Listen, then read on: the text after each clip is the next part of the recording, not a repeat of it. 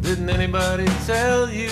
Didn't anybody tell you how to gracefully do? So Matt, like opening it to you, how do you discover music nowadays? I guess, good old Google for me, but everything from Bandcamp I find to be a super powerful tool for particularly local bands and new bands who are using the internet in new ways of distributing their music, selling their music from this sort of new style of donating a pay-as-you-feel kind of system.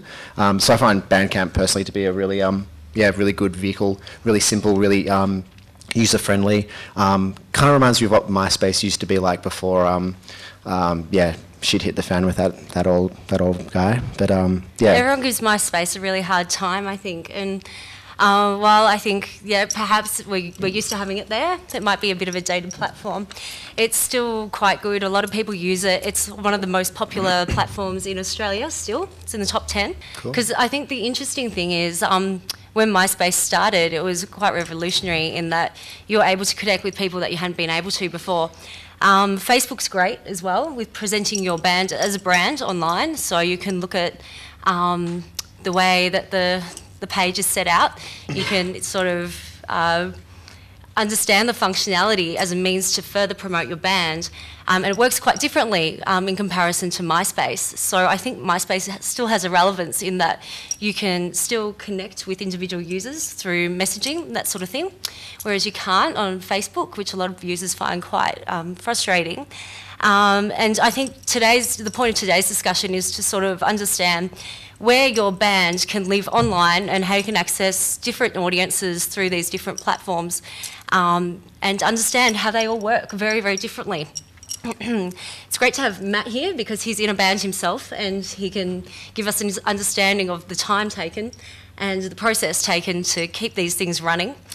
Ben is here because he has a great background with music in that he's in a band, but he is a lawyer as well. So there's legalities that you can come into with posting your music online as well. So we're going to cover that too.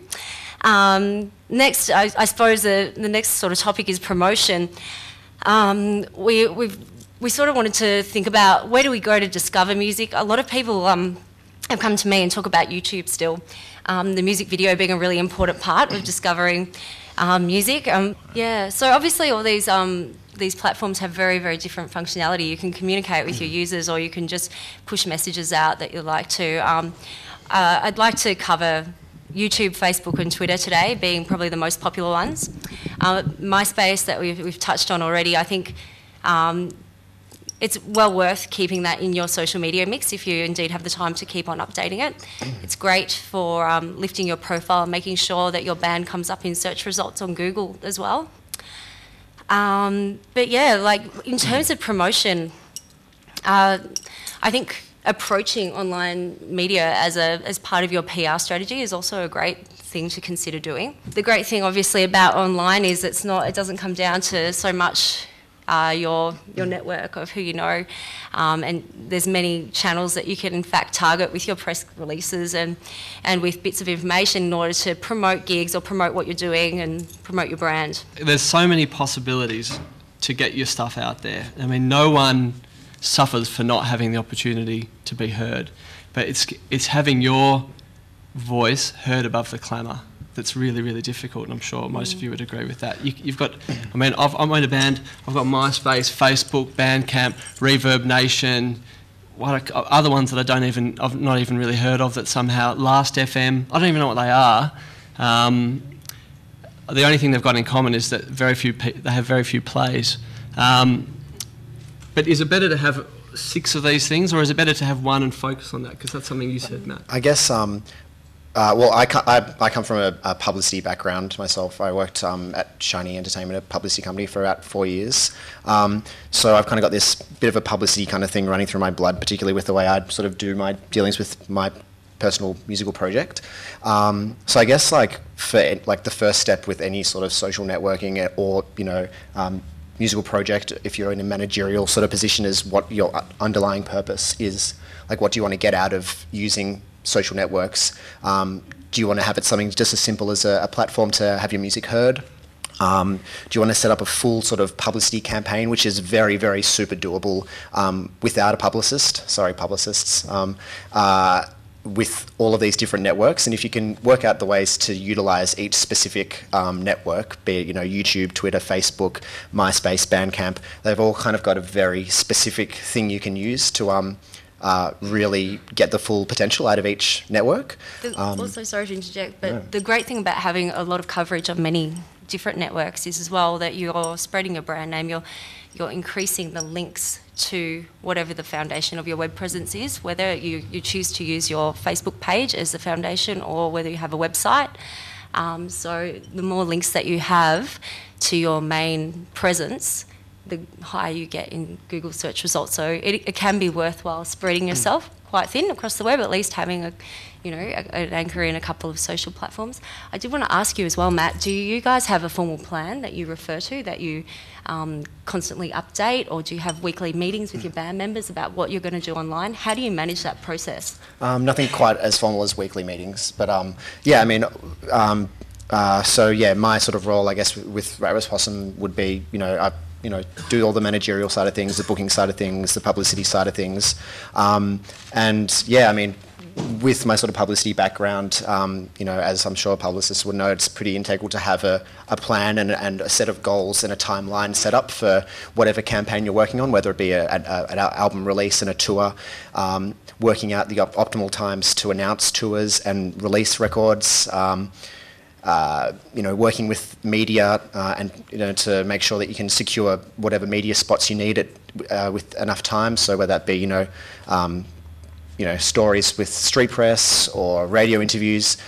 So yeah, I think having a plan, and also making sure you've always got enough time is a really important thing. So not rushing things, and I mean, for instance, with our last record, we had a really very strict kind of timeline that I put together, which really utilised social media, starting basically from the writing and recording process. Really intensely sort of, documenting the whole recording process via, Twitter and our Facebook, making it really interactive and communicative with people, uploading videos of us, recording pictures, that sort of thing. Yep. Just to sort of, I suppose, get people involved and, almost feel a part of the whole creative process. Fans love that behind the scenes, even if you're a record label or, venue operator or a publicist, if you have behind the scenes information, fans love that. That kind of insight is something that is quite exclusive, obviously, and they feel quite special in that they have a bit more information, say, before anyone else. But in regards to the way you manage it, do you have your phone synced up with Facebook, for example, so you're getting notifications? Yeah. How do you manage your replies and your status updates, for example? Well, I mean, I don't know. I'm a pretty obsessive person when it comes to that sort of stuff. So, I mean, you can see I've got my phone on the table right now, and I'll, Twitter's already open without doing anything. Great. So I think it's just, I mean, again, getting back to that whole, what is the underlying purpose? What do you want to get out of social media? What do you want to get out of whatever musical project you've got coming up? I think that's the important thing to sort of identify, and from then, work out how to utilise the social media networks in order to, tick off these, whatever goals you might have. Because I'm sure everyone knows they are, pretty ridiculously powerful tools. So, I find a great formula is for engagement. If you're hoping to engage your audience, that's the key. That's the point of having social media. You want to be engaging people. You want to be interesting. You want to be answering questions and creating conversation and inspiring people. And the key to doing that is the ratio of what you're updating and how you're engaging. They've done a few studies on what a good ratio is for your replies and your actual status updates or your tweets on the messages that you're putting out there. And they found for, optimum engagement and optimum interest and sharing of your information, it's great to aim for 75% of what you do and your content to be replies to people. So it might be quite overwhelming to sit back and think, oh gosh, I've got to come up with a social media plan. I need to think about what content I'm going to have and and have a timeline and all these sorts of things in place. While they are very important, it's just as important to be online, listening and answering people. And that's really one of the key success factors of having a great social media platform. Yeah, it's a funny thing actually, because often, we see when we're, negotiating record deals and whatnot, that as much as you can do all this stuff yourself now, you clearly can.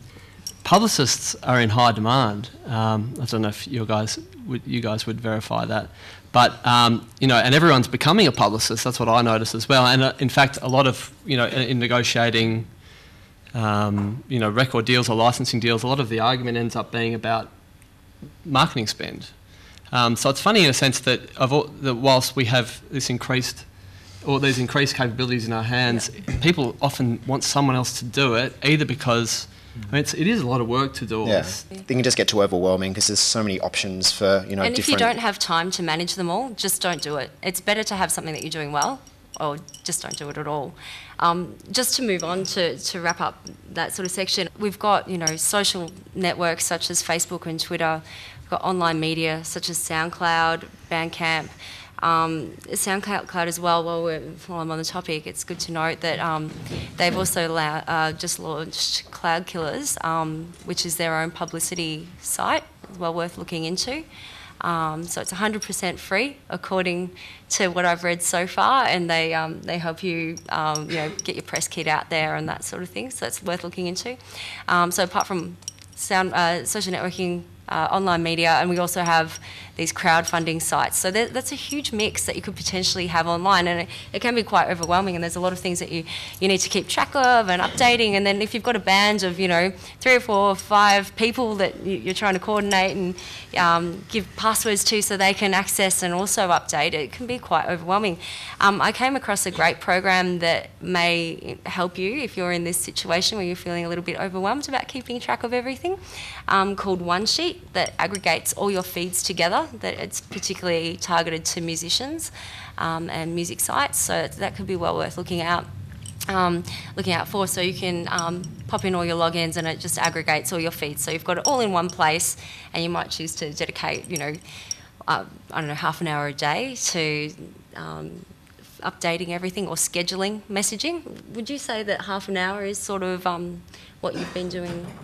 Or I don't know, how much time do you think you've been spending on your updating? It just depends, while if we've got like a, if we're recording or on tour or something, then, pretty active. Content should be tailored to each individual platform, and they work very differently. I mean, if you look at how Facebook works in comparison to Twitter, Facebook is, you have your branded presence where you can post up a status and people can visit that page and contribute to whatever conversation, and it's all kept track of on that page.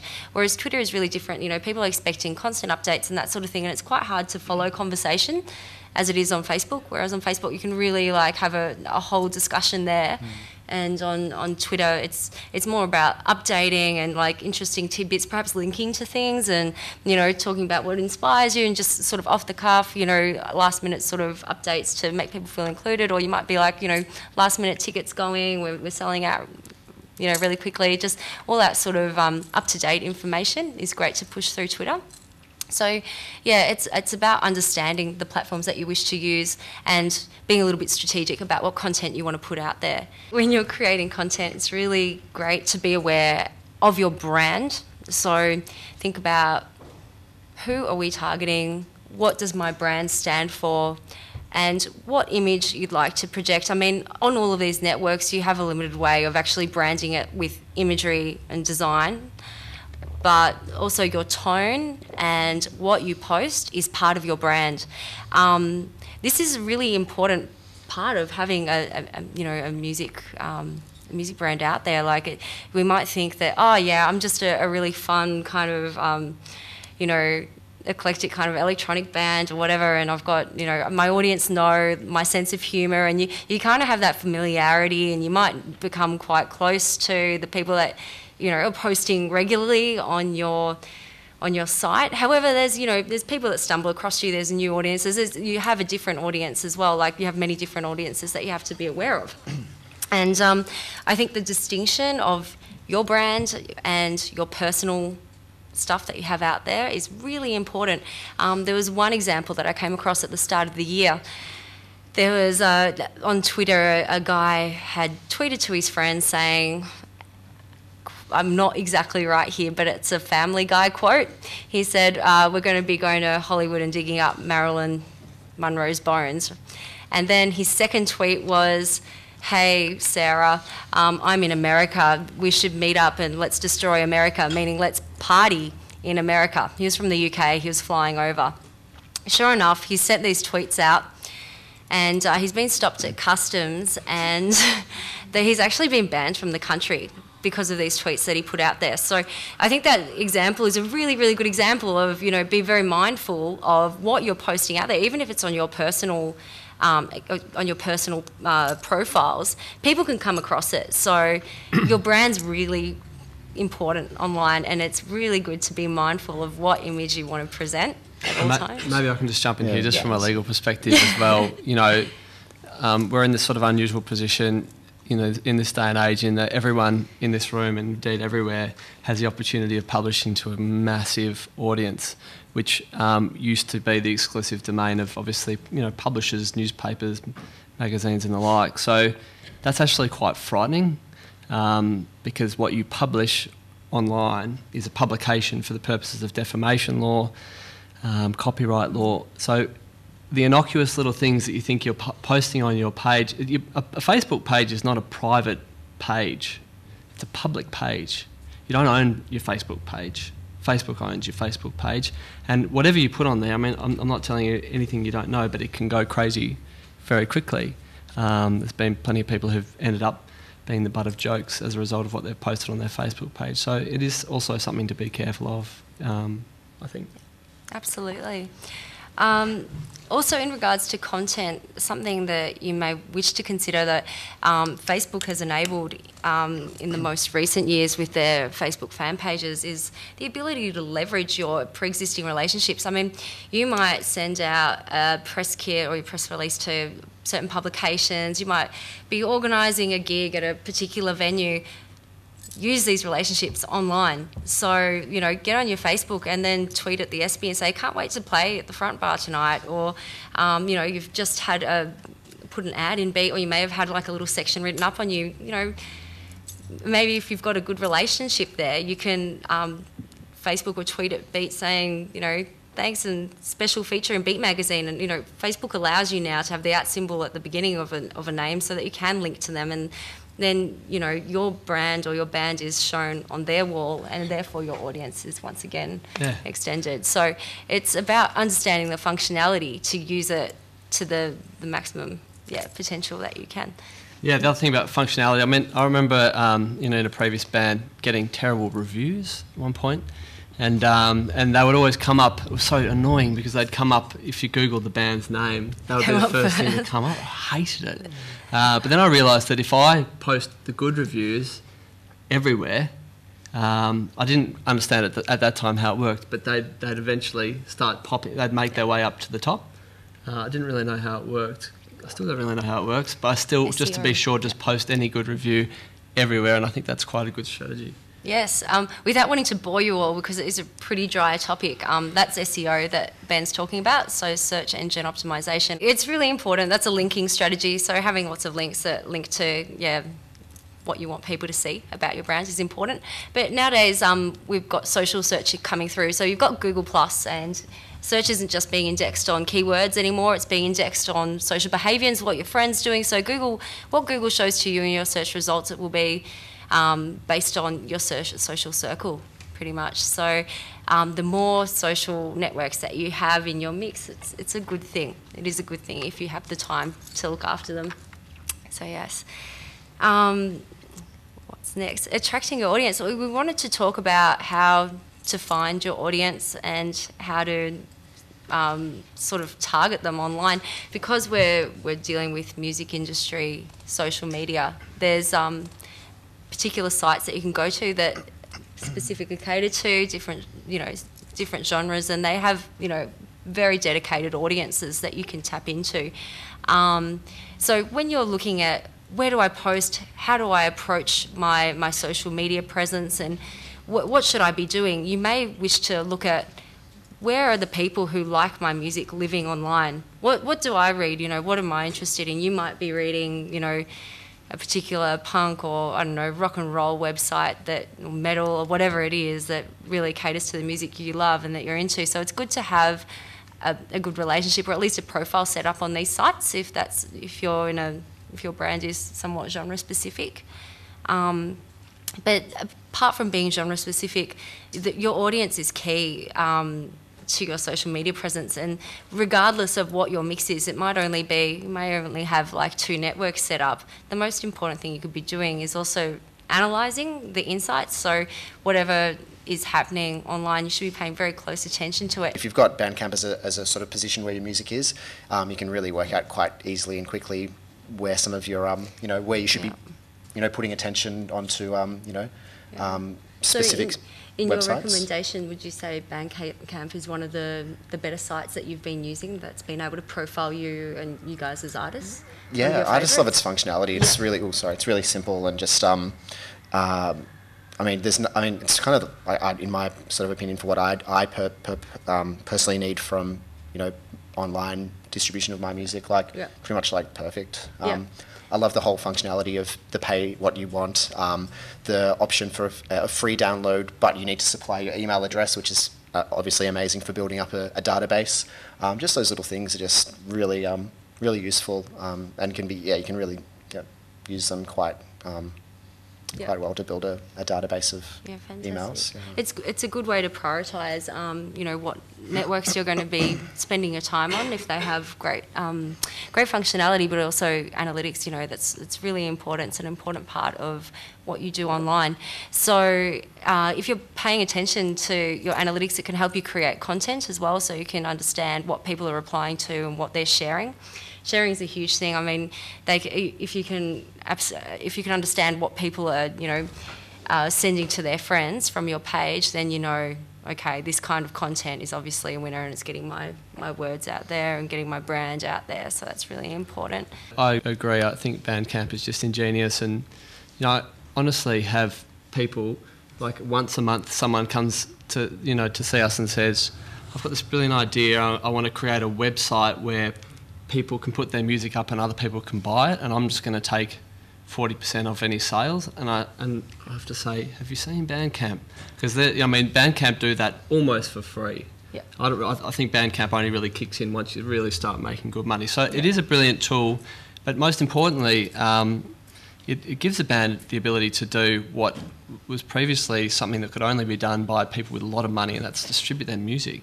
So the way I sort of look at it from a marketing perspective is that the website's the foundation, so it's the core of what you're doing online, or you might choose to have a big social network like Facebook that is well branded and that has a lot of information on it. But if we can sort of take a step back and sort of understand your social media presence to be tied to one main anchor that you're looking at promoting, that's the key. It's the core of your presence, and understand that to be either a website or something that's quite established. I think it's really important to make sure that you link everything back to one place at least. So when people are searching you, they can just go to one place. It's the hub for everything that is your brand. So while it's great to have, you might be putting a lot of time into managing your CD Baby and, really wanting to rack up your sales through there, I think one thing that you should really be looking at spending your time on is having a really great website that just answers all the questions, has everything on it, all the links, and it's a place for people to go. And yeah, that caters to all your different audiences as well. The CD Baby is a way of distributing your music online, so it's basically there's a community on there that you can tap into, and they take a cut for whatever music sales. Then you can sell physical CDs as well as digital downloads through them. Just on just like money as well, something that I've always kind of thought as well, just as far as building up an audience and building up a social network. Is a rule that I kind of go by is that if you can't sell 500 CDs, then you probably shouldn't be selling them. You should probably be giving them away to get your music out there to start with and to actually build a name, which is really important. I mean, you can use all of these social networking mediums and have all of your music available online and have everything covered, but if no one actually knows who you are or knows what your music is, then it's just kind of going to fall on, it's kind of pointless. So I've always sort of thought about it as like a loss leader. You like build up your your own music by just making sure as many people can hear it, and sometimes that that means giving away a couple of tracks for free just so it reaches an audience, which then can in turn spread the word. Yeah. And then once you've got an established audience, then you can sort of start charging. But I mean, it kind of sucks. But I think it's as a long-term thing, it's really integral just to make sure that your music is heard by people. And I mean, like let's face it, it kind of like most people download music illegally, so it's, as long as you can get your music out there before you start charging people money for it, I think that's a really, kind of scary but kind of, worthwhile thing to consider doing. Also, we keep talking about established audiences and databases and that sort of thing. Databases are important. I mean, if you can gather data such as email addresses and names, so that you can have an established database of people who are interested in your brand that you can later target, that's a great thing. I get a lot of questions about databases. A lot of the time, people are wondering how to best target them, where to store them, and how to how to manage them. Basically, there's different tools that you can use and different strategies that you can employ to best target the people on your database.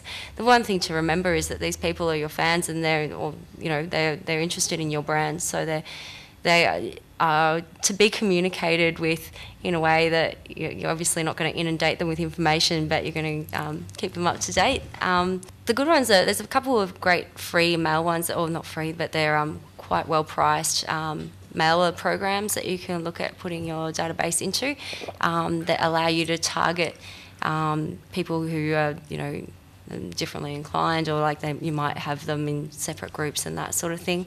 I like Campaign Monitor a whole lot. It's quite well priced as well. So by all means, go look that up when you get home and think about perhaps using that to send your emails through. Email marketing is a funny thing as well. A lot of people are like, oh, it's over, it's all about social networking, but an email campaign can tie in really well with a social media campaign as well. Open rates and all that sort of thing, that's something that you should keep a close eye on your analytics to make sure that you're across what people are opening of what you're sending out. So, it comes down to content again. You have to sort of understand your audience so that you can write a subject line that's going to get them clicking, and then have enough in the actual email to get them clicking through. Once again, I'm going off topic here, obviously, because we're talking about social media, but it is something else to consider. This is a time where it's probably the most fun part of doing social media, being really creative about how you get a message out there. I saw recently there was a band that had a photo of a picture they put into their album cover, and they said, give us a caption for this photo and you'll get the album for free. So they got a great response to that, and those kind of novel ideas where you're asking people, for captions or their opinion, it's something that you can really think creatively about, and people are happy to contribute to that sort of stuff. It's fun, and once they write onto one of your status updates, so once they comment on it, it shows up in their feed, which is great. They may be inclined to share as well. You could have something, think about a campaign around the idea of share our event that is about our latest album, or share our event that's about, we're playing at the corner or whatever, and the person who gets the most likes on their shared status gets a free ticket, or something along those lines. It's a chance for you to think really creatively about what you're putting out there, and I think fans appreciate that kind of thing too. Everyone loves a giveaway, or I think the incentives for people to be checking back to your online presence, it's either giveaways, information that no one else really gets their hands on, first place for the information, or even if you're sharing lots of interesting stuff, you might share, I love this song by Muddy Waters. It was an inspiration for our song we wrote 3 years ago, or something like that, just even sending out links to interesting articles and that sort of thing. I mean, you're human. You want to communicate with your database, so you don't want to have too many regimented or impersonal tweets. That said, it can be good to have someone just allocated to writing those sorts of tweets. That's sort of like, okay, 26th of December, we're going to be playing here. 15th of January, we're on the road, on tour. Writing those sorts of the tweets that need to go out there, the important updates, like you may want to have them scheduled in. Timeline is the new way that Facebook is sort of presenting their information. It's a little bit different to what it used to be in that there's 2 columns now, so that there's more opportunities for your content to be up the top of the page. You also have a section that can be branded. There's the opportunity to have like a design or a branded image at the top of the page as well. So the good thing about that is there's a huge image up the top where you could put, unfortunately you're not allowed to put buy now, click like. There's all these things that Facebook's stopped you from writing in that image, but you could have a poster of a gig. But also if you look at the way the page is structured, the posters are quite large now when you post them up. So it's good to list your event as a status update on Facebook. So that's one way, apart from listing it as just an event. It's also good to look at the structure of the page. If you keep posting up the same poster, you will see it lots of times and it looks really weird. So you might want to look at your page as a website design and kind of go, I don't want the same poster 3 times over here. I think that looks a bit overwhelming. I've got it once, that's enough. But also, like, if you're thinking of like how to promote events, by posting the poster, people can share that. And I think the sharing is the way to really get your message across. Once it has that cred of people behind you sharing your information, that's key. That's engagement, and that's what people love. If they say, oh, my friend's going to this gig, or, these guys recorded down at this studio, that word of mouth is worth so much to a brand. So if you can encourage that, yeah, I reckon you're halfway to an awesome social media campaign that's going to get you a lot of results. I was just thinking, it's interesting, isn't it? Because, I was saying before, well, I think it's interesting, you might not. How I was saying we're all sort of publishers now, but just listening to this conversation, it occurs to me that we're all advertisers now. It's like we're like madmen. So we're just sitting here trying to sell our product, and it's difficult because we've all got these same tools at our disposal, but how do you catch people's eye? Some band put a video on my page a couple of weeks ago. I saw that video on a million different Facebook pages. I don't know how the hell they did it, but I don't reckon anyone would have watched it because it just looked boring. Well, I guess that's it. Like, having good content to start with is the key. Like, that's the thing. It comes down to be interesting rather than, you can't just think just through attrition. I'm just going to bombard people. I've got all these different social media platforms. This is going to be brilliant. If it's boring, it's boring. It has to be interesting. People are interested in the true story. And that's what sells. People will be paying a lot of attention to you if they feel that they are getting something authentic and it's regular, and they're getting a bit of a personal insight. It's a great thing to be able to achieve if you can with your brand. When I'm talking about analytics and metrics, there's many different services you can go on, different applications that look at your social media presence and measure and tell you who your users are. Cred and social mention, completely different, but they complement each other really well. They're 2 tools that you might be interested in using. Cred starts with a K, by the way, K-R-E-D. So Cred, you put in your social media or your social platform details, and it tells you where you're at in regards to your competition. So it'll find similar users to you and measure you against them. And it will tell you how influential you are with your updating, how many people are hearing your message, so what how far it resonates, your message, and also what sort of frequency people are checking in with you. And you get a cred score. So that is your social media credibility score, basically. It's a good tool to use to understand where you fit in the social media arena in contrast to your competitors. Using something like social mention, I really recommend publicists. You guys might be interested in using social mention. You type in whatever brand that you're working on or your own brand, and it comes up You can look at Facebook, you can only look at blogs, or you can look at every single social platform, and it will return results for you and show you where you're linked on different social platforms. So that sort of thing's really, really useful in regards to understanding where your brand lives online, how people see you, and who your audience is. So I really recommend looking at those sorts of analytics and researching free analytics tools to further understand how you can present yourself online. Yeah, so Ben, what are the legalities around posting up your music online and publishing rights? You should start there. I guess that's a good question. Yeah, I mean, it depends if you're the songwriter and you're the owner. Most of you, I'm sure, would understand that there's two copyrights in a recording of a piece of music. There's a copyright in the song, and there's a copyright in the recordings. Everyone sort of across that. So if you pop something up online, obviously you need to ensure that you have the authorisation of both the owner of the recording and the owner of the song. And if that's you, then that's sweet. But obviously if other people have been involved in writing the song, you'll need to get their permission to enable you to put the music online. There are some weird issues that I don't fully understand, I must admit, but in terms of when you put music up on MySpace, for example, what you authorise them to do, and I think that's something that's worth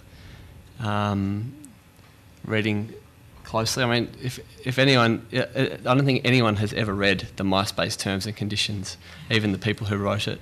It's just like, yep. And the same goes for iTunes. But, I mean, it's probably worth having a look at those. As the lawyer, I should say that.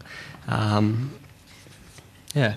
But, yeah, I mean, I guess just making sure that the owners of the copyright have consented to the use of the music being online is the main one.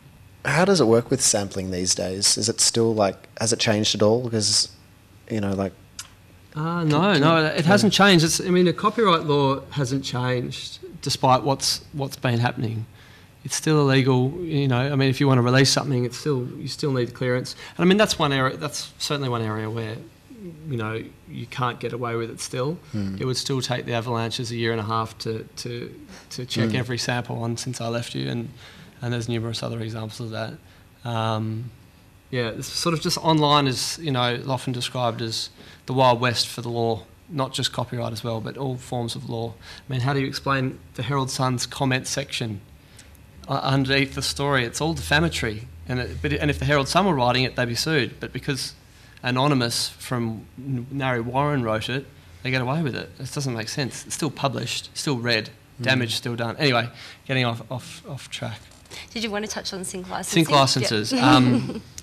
I think the only thing I was going to say in terms of social media and sync licenses is that one thing that we've really noticed with sync licenses is that artists aren't getting paid for them anymore. It's where a company wants to use your song in an ad or in a film or in television, and until recently, and still to some degree, it's been one of the few ways artists can really still make some good money, because they've lost the money through record sales to a large degree. So it's touring and syncs. Sync stands for synchronisation. So it's just synchronising the song with a piece of footage, and so they put an iPod ad or an ad for a car or something, and you see them all the time. But what's happening is that, two things. One, artists will accept anything because they just want the exposure, and sync with the makers of ads and stuff have figured that out. So it sounds like that's what's happened to you. Yeah. A little bit, and that happens to everyone. But the other thing is with online stuff, as we've just discussed, a lot of artists you won't collect through the sync, but at least you still get your APRA. So every time it's on TV, you do pretty well out of that. You can do really well out of a sync. Don't get me wrong, particularly through your publishing. But with viral stuff, as we've just discussed, they can't collect for public performance. So a lot of advertising now is viral, so artists are just not getting the payday that they previously got. I recommend having your music definitely coming through your Facebook page, whether you do it through Reverb Nation or Bandcamp or SoundCloud or whatever. It doesn't matter. It's entirely up to you, and I'd make the decision based on genre as well. I mean, who your audience are. Bandcamp, I think it's quite a young audience, and there's a lot of electronic experimental music on there as well. But if you have a look at each of these platforms, you can kind of understand who's accessing what. SoundCloud, I find, is quite broad.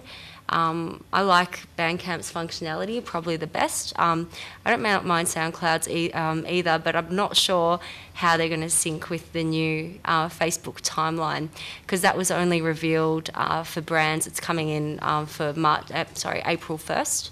It's going to be mandatory for everyone to have a new look Facebook profile page.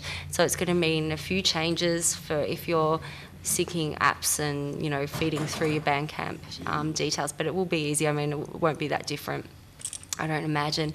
But yeah, I recommend just looking at what each of these services provide and who's accessing them. Who is the community that is already there that you can tap into? Are they your audience? When you're Facebooking or whatever your social media is, to shout out to these bands and say, you know, I enjoyed recording with X today, you know. And by including their name on your status update, it then goes onto their page, and therefore you're increasing the people who can see your brand. Little things like that. With your status updates in Facebook, you have the ability to link to other pages. So when I say link to other pages, it means that your status update goes onto someone else's Facebook page as well. So if you say you're talking about playing at the SB, sorry, I don't know why the SB's stuck in my head today. Anyway, it is. They're getting a good plug from me. But yeah, so if you're playing at the SB, for example, you might write in your status update, playing tonight at the SB, and instead of just writing SB ordinarily as you would, you'd put an @ symbol and then write the name straight after, no space in between, and that becomes a hyperlink. And then if the SB sees it, they might retweet it again, your tweet, which then is seen by all of their followers. So it just gets into this web of just communication, of sharing. But it's all about that @ and the hashtag as well is really great. On Twitter, yeah. And then anyone else who hashtags the same thing will, you know, it'll all come up. So you can do a search for, it's called a trend. So trending conversations that have the hashtag with the specific word or trend after it can all be searched, and you can then communicate with people and basically start a mass conversation with anyone who has this hashtag word in their tweet or conversation. We should all try it after this. Yeah, get into Twitter. It's good fun. I definitely go with just a fan page, because the fan page has so much more functionality, like the analytics alone, the fact that you can send out shareable statuses, all this sort of stuff. It helps you grow your brand. It's a marketing tool, whereas a personal profile page, it's not a marketing tool. You might have like 5,000 friends on it. Great. They may have blocked you from their feed. They may not be interacting with you. You don't have the ability to send out status updates that are shareable. You can't have your band app in there. All these sorts of things. So I'd definitely go down the path of having a Facebook fan page. I would be careful though, because with Twitter, because if you look at your Twitter feed, for example, you know, you might be following 500 people, and the rate that things are coming through this feed, you might miss something quite easily. So if you've got an event or a gig that you're playing, I think it's okay to up to about 3 times to retweet the same thing that you've written, saying my event's tonight, don't forget, or my event's next week, don't forget. And you can send the same tweet with the same content in Twitter, whereas in Facebook you'd only want to do it once. Hence the difference in these two platforms. And they work completely differently, and you need to manage them in a different way and upload content in a different way. Thank you all for coming. It was good fun to chat about social media. I can go on for a long time, so thanks for listening. Yeah, thank you. Thank you. Thanks, guys.